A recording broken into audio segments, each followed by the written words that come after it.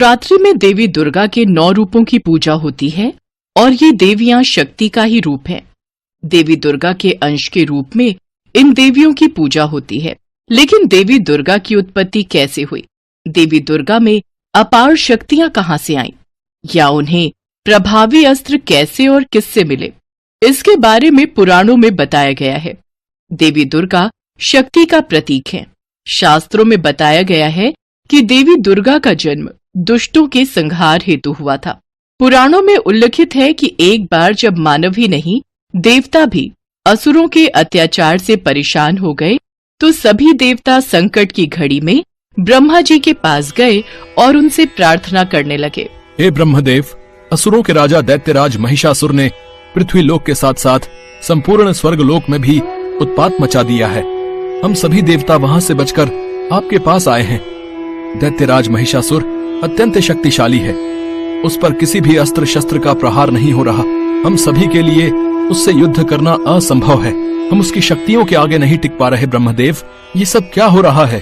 लगता है अब महिषासुर के संहार का निश्चित समय आ गया है, क्योंकि वो मेरे दिए हुए वरदान का दुरुपयोग कर रहा है। मुझे इस कार्य में महादेव और नारायण की सहायता लेनी होगी। देवताओं की प्रार्थना सुनकर ब्रह्मदेव महादेव और नारायण से मिलने के लिए चले गए।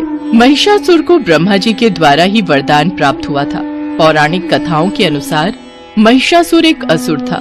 महिषासुर का पिता रंभ असुरों का राजा था, जो एक बार एक महिष यानी भैंसे से प्रेम कर बैठा और दोनों के योग से महिषासुर का जन्म हुआ। इस वजह से महिषासुर इच्छानुसार जब चाहे भैंसे और जब चाहे मनुष्य का रूप धारण कर सकता था। उसका शरीर भैंस के समान काला व बलवान था।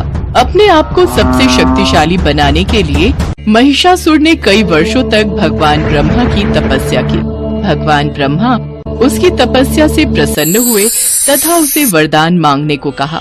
महिषासुर, आंखें खोलो, मैं तुम्हारी तपस्या से प्रसन्न हूँ। मांगो, तुम क्या वरदान चाहते हो? हे ब्रह्मदेव, मैं अमर होना चाहता हूँ। आप मुझे अमरता का वरदान दीजिए। हे महिषासुर, मैं तुम्हें अमरता का वरदान नहीं दे सकता। तुम इस वरदान की जगह मुझसे कोई और वरदान मांग सकते हो। हे ब्रह्मदेव, आप मुझे ऐसा वरदान दीजिए जिसमें मेरी मृत्यु किसी भी देवता या दानव के हाथों न हो। मुझे वरदान दीजिए कि मेरा वध केवल एक कुंवारी कन्या के हाथों हो, अन्यथा किसी के हाथों नहीं। तथास्तु। महिषासुर को वरदान देकर ब्रह्मा जी अंतर्ध्यान हो गए। महिषासुर ने अपने अहंकार में आकर ऐसा वरदान प्राप्त कर लिया, क्योंकि वह जानता था कि किसी कुंवारी कन्या में इतनी शक्ति नहीं होगी जो कि उसका वध कर पाए। भगवान ब्रह्मा से वरदान पाकर महिषासुर अपनी असुर प्रवृत्ति के कारण उसका दुरुपयोग करने लगा तथा सभी पर अत्याचार करने शुरू कर दिए। उसके अत्याचार से संपूर्ण मानव सभ्यता तथा देवता आतंकित थे। वह बेवजह मनुष्यों को मारने लगा तथा देवताओं को तंग करने लगा। इससे चारों ओर अधर्म की स्थापना हो गई व धर्म का कोई मूल्य नहीं रहा। सभी देवताओं की प्रार्थना पर ब्रह्मा जी भगवान शिव तथा भगवान विष्णु के पास पहुँचे। मेरे दिए वरदान के अनुसार दैत्यराज महिषासुर का वध केवल एक कुंवारी कन्या के हाथ से ही होना निश्चित है, और संपूर्ण स्वर्गलोक में कुंवारी कन्या कोई नहीं है। ब्रह्मदेव, हमें महिषासुर के वध के लिए कुंवारी कन्या को उत्पन्न करना होगा। हम तीनों को अपने तेज से एक ऐसी शक्ति को उत्पन्न करना होगा जिसकी शक्ति के आगे कोई भी दैत्य न टिक पाए।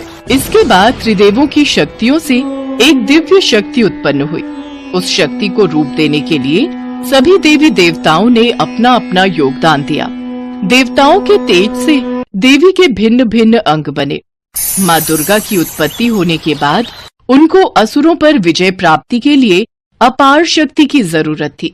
तब भगवान शिव ने उनको अपना त्रिशूल, भगवान विष्णु ने चक्र, हनुमान जी ने गदा, श्री राम ने धनुष, अग्नि ने शक्ति व बाणों से भरे तरकश, वरुण ने दिव्य शंख, प्रजापति ने स्फटिक मणियों की माला, लक्ष्मी जी ने कमल का फूल, इंद्र ने वज्र, शेषनाग ने मणियों से सुशोभित नाग, वरुण देव ने पाश व तीर, ब्रह्मा जी ने चारों वेद तथा हिमालय पर्वत ने माता को सवारी के लिए सिंह दिया। माँ दुर्गा का यह विराट और भव्य स्वरूप असुरों में भय पैदा करने वाला था। माँ दुर्गा के पास सभी देवताओं हे देवी, आज से आप पूरे विश्व में देवी दुर्गा के नाम से विख्यात होंगी। आपके इस विराट स्वरूप के दर्शन करके समस्त जगतवासी आशीर्वाद प्राप्त करेंगे। देवी दुर्गा, ये सभी देवी देवता आपकी शरण में आए हैं। दैत्यराज महिषासुर ने पृथ्वीलोक तथा स्वर्गलोक में उत्पात मचा रखा है। हे देवी दुर्गा, आपको महिषासुर का संहार करना है। देवी दुर्गा, महिषासुर का अंत केवल आपके द्वारा ही हो सकता है। हे देवताओं, अब आप निर्भय हो जाओ। महिषासुर के पापों का घड़ा अब भरने वाला है। उसे उसके पाप का दंड अवश्य मिलेगा। हे महिषासुर, सावधान, मैं आ रही हूँ। उसके बाद माँ दुर्गा और महिषासुर का आमना सामना हुआ। महिषासुर माँ दुर्गा के सौंदर्य को देखकर उनसे बोला, हे सुंदरी, मैं आपको अपनी पटरानी बनाना चाहता हूँ।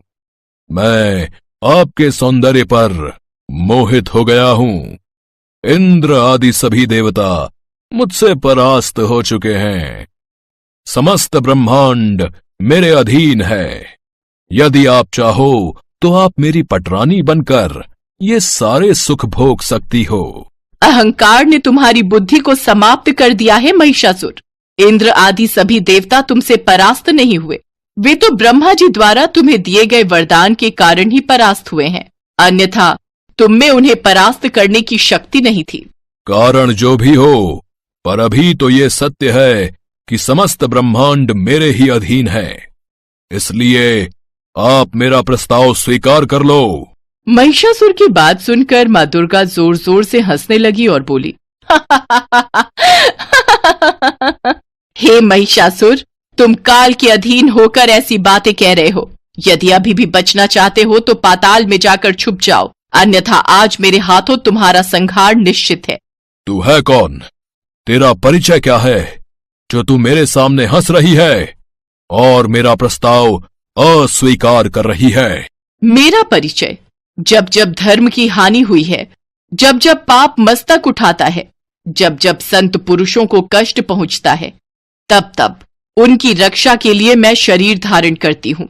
मैं तेरा वही काल हूँ जिसके नाम पर तूने अनगिनत कुंवारी कन्याओं का वध किया है, और मैंने उसे रोककर इस संसार में उन कन्याओं की पूजा का विधान प्रारंभ किया है। अपने काल को पहचान हे महिषासुर। तू मेरा काल बनकर मेरे समक्ष आ खड़ी हुई है। भयंकर से भयंकर व्यक्ति भी मेरे सामने आकर खड़ा होने का साहस नहीं करता, किंतु तूने ये साहस इसलिए किया क्योंकि तूने अभी तक मेरा वास्तविक रूप नहीं देखा। मैं तुझे अभी दिखाता हूं कि मेरा वास्तविक रूप क्या है। इसके पश्चात महिषासुर भयानक दैत्य का रूप ले लेता है और जोर जोर से हंसने लगता है। ये है मेरा वास्तविक रूप। मैं भी देखता हूं ऐ स्त्री कि तुझ में कितना बल है, कितनी शक्ति है तुझ में। मेरा नाम महिषासुर है। इसके पश्चात माँ दुर्गा और महिषासुर में युद्ध प्रारंभ हो गया। एक तरफ से महिषासुर माँ दुर्गा पर अपनी शक्तियों से वार करता, तो दूसरी ओर से माँ दुर्गा उसकी शक्तियों का नाश कर देती। माँ दुर्गा पर महिषासुर के किसी भी अस्त्र शस्त्र और असुरी शक्तियों का प्रभाव नहीं पड़ रहा था। ये देखकर महिषासुर विचलित होने लगा। माँ दुर्गा और महिषासुर के बीच ये युद्ध पूरे 9 दिन तक चला। अंत में 10वें दिन महिषासुर ने एक भैंसे का रूप धारण किया। तभी माँ दुर्गा ने भगवान शिव से मिले त्रिशूल से महिषासुर पर प्रहार किए और उसका वध कर डाला। इस प्रकार माँ दुर्गा के प्रचंड रूप ने महिषासुर का उसकी राक्षसी सेना समेत संपूर्ण नाश कर दिया और पृथ्वी लोक तथा स्वर्गलोक को महिषासुर के प्रकोप से मुक्ति मिल गई। सभी देवी देवता माँ दुर्गा के नाम का गुणगान करने लगे और सिंह सवारी माँ दुर्गा के ऊपर फूलों की वर्षा होने लगी। तभी से माँ दुर्गा को महिषासुर मर्दिनी भी कहा जाने लगा। कहते हैं माँ दुर्गा और महिषासुर के बीच 9 दिन तक युद्ध चला था और 10वें दिन माँ दुर्गा ने महिषासुर का संहार किया था। इसीलिए 9 दिन नवरात्रि पर्व तथा 10 दिन तक दुर्गा पूजा उत्सव मनाया जाता है।